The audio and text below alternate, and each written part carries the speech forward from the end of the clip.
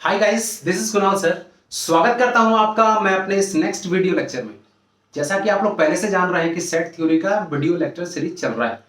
अगर आप लोगों ने पहले दो वीडियो को नहीं देखा तो आप लोग पहले उसको जाके देखें, तब ये वीडियो आपको समझ आएगा। डियर स्टूडेंट, अगर आप लोगों को मेरे अपकमिंग वीडियोस का नोटिफिकेशन नहीं आ रहा है तो आप लोग जाके उस बेल आइकन को प्रेस कीजिए, मेरे चैनल को सब्सक्राइब कीजिए, तब आप लोग बड़े ही सुविधाजनक तरीके से मेरे सारी वीडियोस को देख पाएंगे। तो बिना टाइम को वेस्ट किए मैं स्टार्ट करता हूं टाइप्स ऑफ सेट्स। तो चलिए, यहां पर हम लोग इस वीडियो में सेट के जितने भी मैक्सिमम टाइप होते हैं मैं उसको डिस्कस करने वाला हूं। उसमें जो पहला टाइप है वो है एम्प्टी सेट। नाम से ही क्लियर है, एम्प्टी सेट, नल सेट या वाइड सेट। वाइड सेट वैसा सेट जिसमें एक भी एलिमेंट नहीं होता। माय डियर स्टूडेंट, क्या नहीं होता है? एक भी एलिमेंट नहीं होता है, उसको हम लोग क्या बोलते हैं? नल सेट बोलते हैं। तो डेफिनेशन क्या हो गया? Having no any elements. अगर उसमें एक भी एलिमेंट नहीं है तो हम लोग उसको वाइड सेट, नल सेट या एम्प्टी सेट बोलेंगे। It is always denoted by the symbol phi. इस फाई सिंबल से हम लोग इसको डिनोट करते हैं। किससे डिनोट करते हैं? फाई सिंबल से। या हम लोग इसको ऐसे भी लिख सकते हैं, सेट है और उसके अंदर कुछ एलिमेंट है ही नहीं तो ये भी एम्प्टी सेट के नोटिफिकेशन में आता है, रिप्रेजेंटेशन में आता है। एग्जाम्पल, एक एग्जाम्पल में ले रहा हूं। क्या है कि x such that x belongs to n और x is in between 1 and 2। बोला जा रहा है कि x जो है वो क्या है? नेचुरल नंबर है और ऐसा नेचुरल नंबर है जो 1 और 2 के बीच में है। तो 1 और 2 के बीच में तो कोई नेचुरल नंबर होता ही नहीं है।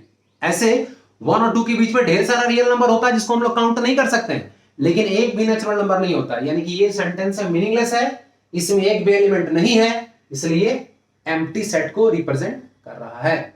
तो चलिए आइए, दूसरा सेट कौन सा है? दूसरे सेट का नाम है सिंगलटन सेट। क्या नाम है? Singleton set. My dear student, नाम से क्लियर है, सिंगलटन सेट मतलब जिसके पास सिर्फ एक एलिमेंट है। कितना एलिमेंट है? हैविंग क्या? Only one element. मतलब वैसा सेट जिसके पास सिर्फ एक ही एलिमेंट है, पूरे सेट में एक ही एलिमेंट। जैसे एक घर है, सिर्फ एक ही आदमी रहता है तो सिंगलटन सेट उस घर का नाम हो गया। एग्जाम्पल में हम लोग अगर आएंगे यहां पर तो यहां पर ज्यादा कुछ नहीं कर देना, या 3 कर देना जी। कैसे? x such that x belongs to n। x natural number है और ऐसा x है जो 1 और 3 के बीच में है। तो आपको बस पता ही करना है कि 1 और 3 के बीच में कितना नेचुरल नंबर होता है। सिर्फ एक होता है, उसका नाम 2 है, तो एक ही एलिमेंट हुआ ना, singleton set. Okay, third definition, third type है फाइनाइट सेट। फाइनाइट सेट भैया नाम से ही क्लियर है। क्या क्लियर है? कि वैसा सेट जिसके एलिमेंट को हम लोग काउंट कर सकते हैं, जिसके सेट्स के एलिमेंट काउंटेबल है, वो फाइनाइट सेट है। मतलब जिस सेट के एलिमेंट की गिनती आप कर लें, उसकी गिनती खत्म हो जाए, वो फाइनाइट सेट है। बहुत ध्यान से सुना है, वो फाइनाइट सेट है। एग्जाम्पल में आप ये ले लो, x such that x belongs to n and x is less than 1000। तो क्या आप इस सेट के एलिमेंट को काउंट कर सकते हैं जी? बिल्कुल काउंट कर सकते हैं। ये नेचुरल नंबर है और वैसा नेचुरल नंबर है जो 1000 से छोटा है। 1000 से जो छोटा होता है वो 999 तक होता है। तो 999 एलिमेंट है, ये हम लोग इसमें काउंट कर सकते हैं। तो ऐसे सेट को हम लोग क्या बोलेंगे? ऐसे सेट को हम लोग बोलेंगे फाइनाइट सेट। एक दूसरा भी एग्जांपल आप ले सकते हैं। क्या ले सकते हैं? एक सिंपल हम लोग यहां लिख दे AEIOU। तो क्या हम लोग इस सेट में कितना एलिमेंट है काउंट नहीं कर सकते हैं क्या? बिल्कुल कर सकते हैं, 5 element, finite set. Okay, next definition हो गया cardinal number of a finite set. Okay, definition number 4, cardinal number of a finite set. बड़ा ही इंपॉर्टेंट डेफिनेशन है। अब कार्डिनल नंबर का मतलब क्या है? बहुत ध्यान से सुनिएगा। किसी भी सेट में जितना अलग अलग डिस्टिंक्ट एलिमेंट होता है उसी के काउंटिंग को हम लोग कार्डिनल नंबर बोलते हैं। जैसे अभी मैंने लिखा AEIOU, ये AEIOU क्या है? अलग अलग है। माय डियर क्या है स्टूडेंट? अलग अलग है। AEIOU अलग अलग है, तो 5 एलिमेंट है। तो इसका कार्डिनल नंबर कितना हो गया? 5 हो गया। ठीक है ना? इट इज डिनोटेड बाय, इसको हम लोग ऐसे डिनोट करते हैं, ऐसे n और ब्रैकेट में a कोई एक सेट है, इसको पढ़ेंगे कार्डिनल नंबर ऑफ ए या नंबर ऑफ ए। ओके, एक एग्जांपल मैं ले रहा हूं, ध्यान से समझिएगा।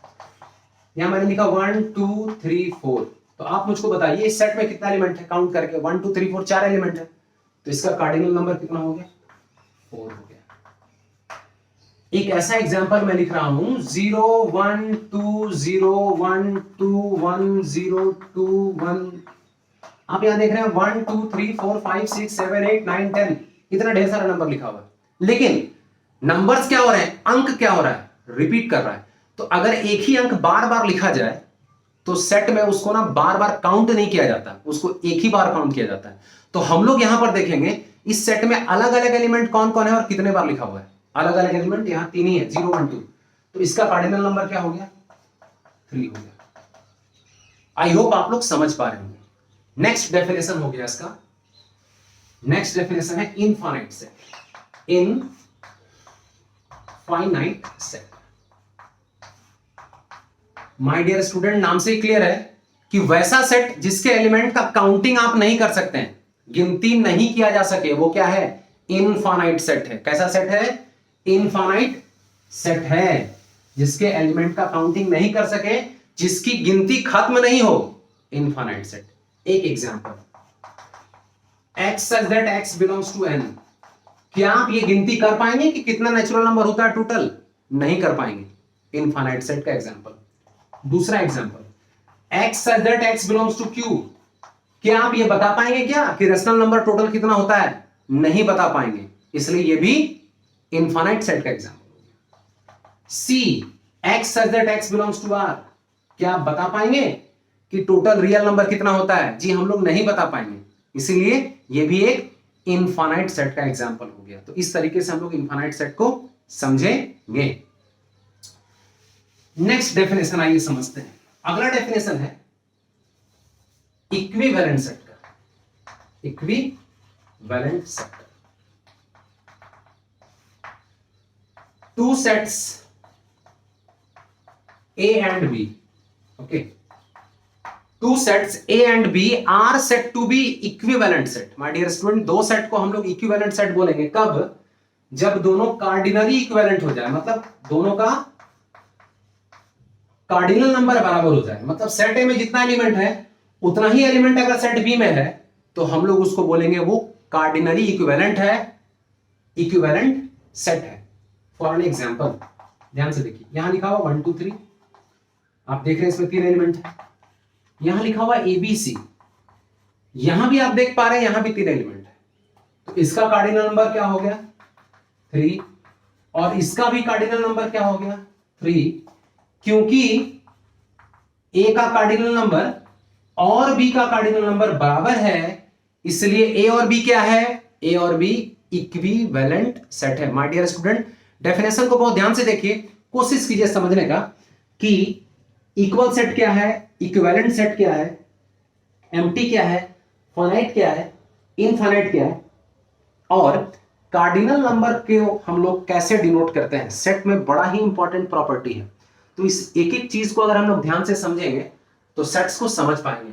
And last but not the least, equal set, किसी से कम नहीं है, देखिए इसको बहुत ध्यान से। इक्वल सेट, तो डेफिनेशन इसका भी क्लियर है, two sets A and B are said to be क्या? Equal, are said to be क्या? इक्वल।